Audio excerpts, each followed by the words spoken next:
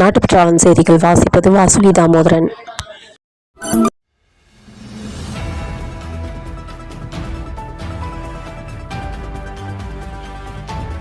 மேட்டுப்பாளையம் சிறுமுகை பவானி ஆற்றில் தண்ணீர் மாசுபட்ட நிலையில் உள்ளது என வந்த புகாரின் அடிப்படையில் பவானி ஆற்று தண்ணீரை சோதனை செய்ய ஆய்வுக்கு உட்படுத்திய நிலையில் இன்னும் அதன் விவரங்களை வெளிப்படையாக தெரிவிக்கவில்லை என பொதுமக்கள் தெரிவிக்கின்றனர்.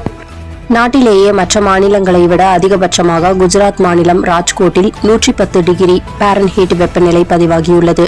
இதனால் குஜராத் மாநிலத்தை சூரியன் வறுத்தடிக்கிறது. இதனால் அங்குள்ள தொழிலாளர்கள் தங்கள் தலையில் பனிக்காக போடும் ஹெல்மெட்டில் தண்ணீர் பிடித்து குறைவாக தண்ணீரை உபயோகப்படுத்துகின்றனர்.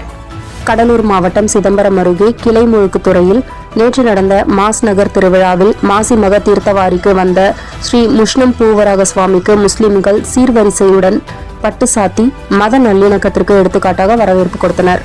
கேரள மாநிலம் பாலக்காடு அருகே கொல்லங்கோடு பகுதியை சேர்ந்த ஜோதிடர் வீடுகளுக்கு சென்று பரிகார பூஜை செய்வது வழக்கம்.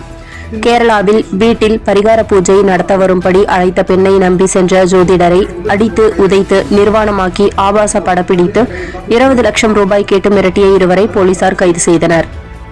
மாதம் தவறாமல் வெளிவரும் நாட்டுப்பற்றாளன் பத்திரிகையின் செய்தியாளராக பணிபுரிய விருப்பம் உள்ளவர்கள் கீழே உள்ள நிர்வாக அலைபேசி எண்களில் தொடர்பு கொள்ளலாம். 790477 78915 மற்றொரு எண் 994434 4133. நாட்டுப்பற்றாளன் யூடியூப் சேனலில் விளம்பரம் செய்து பயன்பெறுங்கள்.